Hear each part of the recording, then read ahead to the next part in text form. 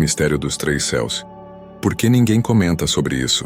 Qual é a sua visão sobre o céu? Você o imagina como um lugar real? Se sim, como ele se apresenta em seus pensamentos? Seria um reino etéreo de luz e melodias celestiais, onde coros entoam louvores a Deus em meio a uma beleza inigualável e arquitetura magnífica. É fácil visualizar cenários deslumbrantes adornados com ouro, prata e uma profusão de pedras preciosas. Essa percepção, sem dúvida, possui elementos verídicos, mas não revela a totalidade daquilo que o céu representa. Alguns talvez o imaginem como a face interna de uma imensa cúpula côncava que se estende sobre a terra. Quando a linha do horizonte se aproxima da borda dessa cúpula, temos a impressão de que ela termina ali, mas essa ilusão se desfaz a cada novo passo, revelando que ela se estende infinitamente, sempre envolvendo o nosso mundo.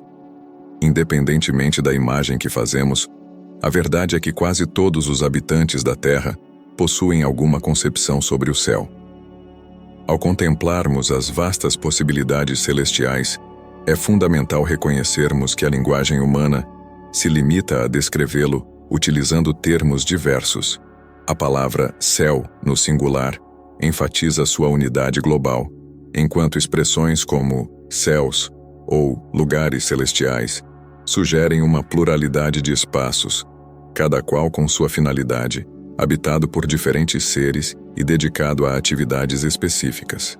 Em 2 Coríntios 12, 2-4, o apóstolo Paulo nos apresenta um vislumbre intrigante. Conheço um cristão que há 14 anos foi levado, de repente, até o mais alto céu. Não sei se isso de fato aconteceu ou se ele teve uma visão. Somente Deus sabe. Repito, sei que esse homem foi levado de repente ao paraíso. Não sei se isso de fato aconteceu ou se foi uma visão. Somente Deus sabe. E ali, ele ouviu coisas que palavras humanas não conseguem contar. Essa passagem nos revela a existência de 3 céus distintos, um acima do outro, sendo o mais elevado aquele descrito por Paulo como o terceiro céu, morada do paraíso e presença pessoal de Deus, o local mais sagrado em todo o universo. As palavras pronunciadas naquele lugar são tão sagradas que não podem ser repetidas fora dos limites do paraíso. Aliás, a palavra paraíso tem origem no grego paradeisos, que significa jardim, representando o jardim de Deus no céu, o destino final de todos os pecadores que se arrependeram sinceramente e perseveraram na fé em Cristo. Foi essa promessa que Jesus fez ao ladrão arrependido na cruz. Eu afirmo a você que isto é verdade. Hoje você estará comigo no paraíso. Lucas 23:43. Se o terceiro céu representa a morada de Deus, o livro do Apocalipse nos apresenta uma área peculiar chamada meio do céu. Até onde se sabe, essa expressão descreve um espaço amplo, por onde transitam diferentes tipos de seres.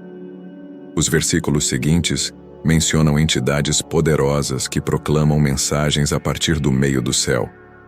Então vi outro anjo voando muito alto, com uma mensagem eterna do Evangelho para anunciar aos povos da terra, a todas as raças, tribos, línguas e nações. Apocalipse 14:6. A palavra grega utilizada para meio do céu é mesouranema, significando literalmente o ponto médio do céu. Esse ponto intermediário poderia ser o segundo céu. Por fim, podemos deduzir que o céu visível aos nossos olhos, aquele que contemplamos diariamente, seria o primeiro céu, com o qual todos os habitantes da terra estão familiarizados. Mas quem são os habitantes do céu? A denominação mais comum atribuída a eles é anjos. A palavra anjo deriva do grego angelos, que significa mensageiro. Portanto, os anjos são frequentemente vistos como mensageiros celestiais enviados por Deus.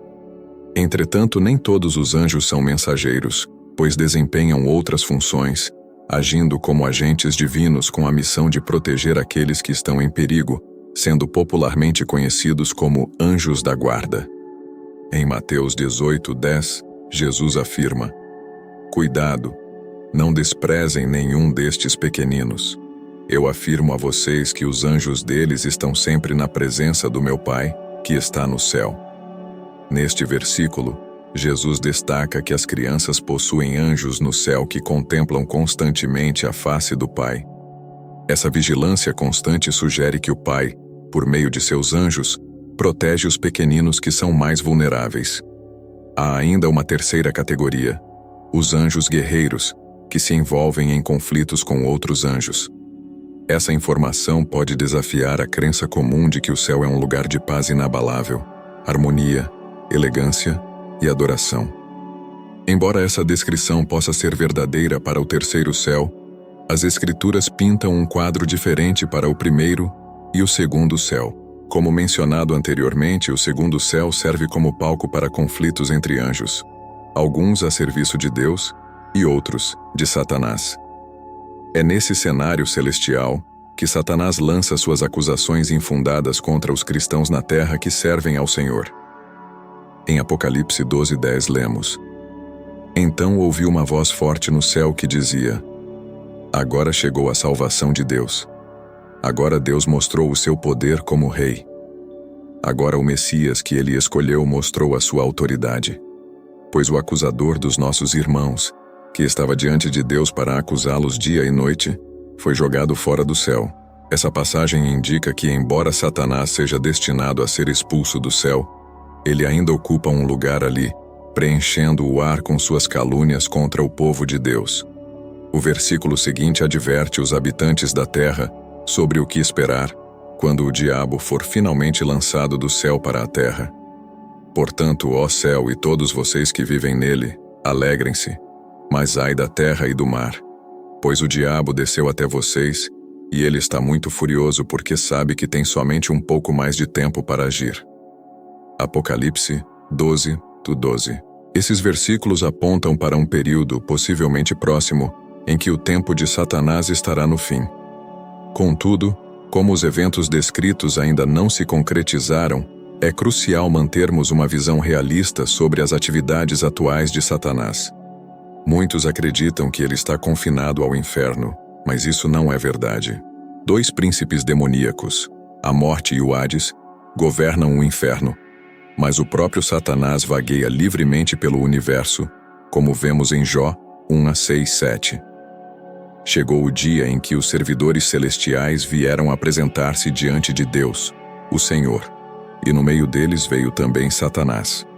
O Senhor perguntou: De onde você vem vindo? Satanás respondeu: Estive dando uma volta pela terra, passeando por aqui e por ali. A principal diferença entre a terra e o céu reside no fato de que o nosso mundo foi corrompido pelo pecado, enquanto o céu permanece imaculado. O pecado permeia a terra, enquanto a glória de Deus aperfeiçoa o céu. Deus, em sua glória celestial, criou a terra e a confiou à humanidade para que dela cuidasse e a desfrutasse.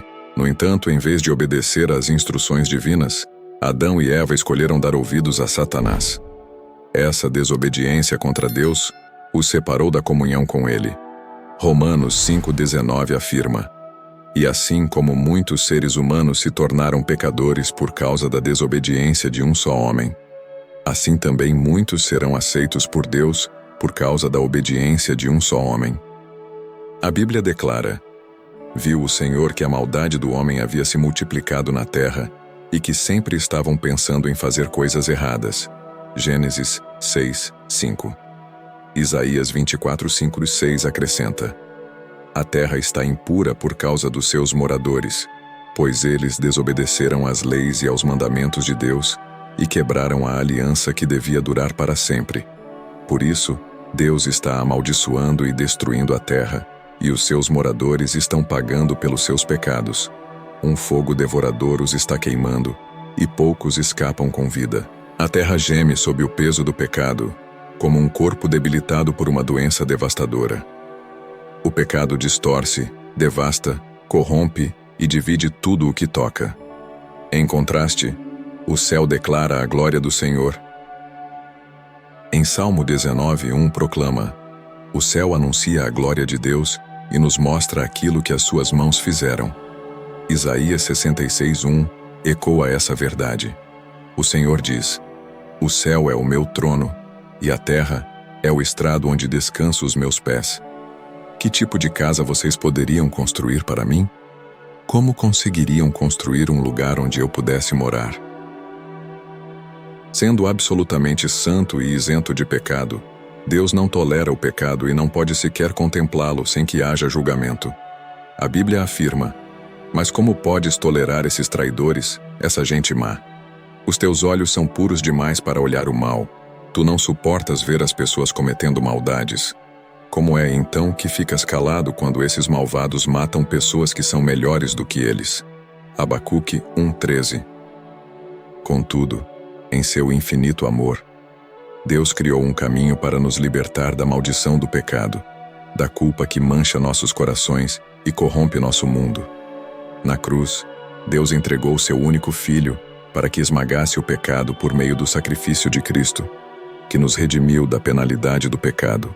Ele morreu em nosso lugar, suportando o castigo que merecíamos, para que pudéssemos ser apresentados inocentes diante do Pai. Jesus Cristo é o Salvador do mundo porque somente Ele pode preencher o abismo entre o céu e a terra. É difícil admitir, mas somos pecadores por natureza, por escolha e por prática. A boa notícia é que Deus, em sua graça, nos oferece a salvação. Efésios 2:8-9 afirma: pois pela graça de Deus vocês são salvos por meio da fé.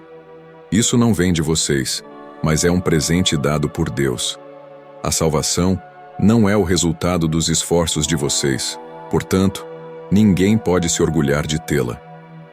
A diferença crucial é que Jesus Cristo deixou a glória do céu e veio a esta terra contaminada pelo pecado com um propósito: tornar possível a nossa salvação eterna. E isso faz toda a diferença para Deus, para o céu e para nós, aqui na terra. No céu, testemunharemos muitas visões gloriosas, mas a mais grandiosa de todas será a do Salvador do mundo em sua glória. Isaías 33:17 declara: mais uma vez vocês verão um rei com toda a sua glória, governando um país imenso. Jesus nos proporcionou um vislumbre dessa glória quando abriu a cortina do céu e ordenou ao apóstolo João que registrasse o que via. Então vi um cordeiro de pé no meio do trono, rodeado pelos 4 seres vivos e pelos líderes. Parecia que o cordeiro havia sido oferecido em sacrifício. Ele tinha 7 chifres e 7 olhos, que são os 7 Espíritos de Deus que foram enviados ao mundo inteiro. Apocalipse 5:6. É natural que a mente humana, em sua curiosidade insaciável, busque desvendar os mistérios do céu. No entanto, Deus, em sua sabedoria, nos concede apenas vislumbres de sua morada eterna. A linguagem humana é limitada para descrever tamanha majestade. A magnificência de tudo o que é terreno será eclipsada pela luz do Filho do céu. João, em sua descrição, recorreu a analogias para tentar transmitir o que seus olhos contemplavam. A muralha era de jaspe, e a própria cidade era de ouro puro, claro como vidro. Os 12 portões são 12 pérolas, e cada um desses portões era feito de uma só pérola. A rua principal era de ouro puro, claro como vidro. Apocalipse 21:18-21. Enquanto na terra as ruas são pavimentadas com asfalto e as janelas são feitas de vidro, João descreveu ruas de ouro transparente. É crucial lembrar que no céu, tudo será novo e diferente. Recebemos apenas vislumbres daquilo que nos aguarda. Precisaremos passar por uma transformação celestial para compreender plenamente tamanha glória. O que agora é obscuro na terra se tornará transparente na eternidade. Enquanto aguardamos pacientemente, permitimos que os pensamentos sobre a glória celestial encham nossas almas, sustentando-nos até o dia em que nossos olhos se abrirem por completo. Pedro, dirigindo-se àqueles cuja esperança reside no céu, afirma: assim esperamos possuir as ricas bênçãos que Deus guarda para o seu povo. Ele as guarda no céu, onde elas não perdem o valor e não podem se estragar, nem ser destruídas. 1 Pedro 1:4. Quando Cristo estender os braços para receber seu povo, ele se voltará para o Pai e dirá: a natureza divina que tu me deste, eu reparti com eles a fim de que possam ser um, assim como tu e eu somos um. João 17:22. O veremos face a face, contemplaremos as marcas dos cravos em suas mãos, cairemos a seus pés e choraremos de alegria, louvando seu nome maravilhoso. Essa é a promessa do céu que nos aguarda. Que possamos viver cada dia com essa esperança em nossos corações, buscando a Deus e ansiando pelo dia em que finalmente entraremos em sua presença gloriosa. Enquanto aguardamos a promessa da eternidade, é crucial nutrirmos nossa conexão com Deus aqui na Terra.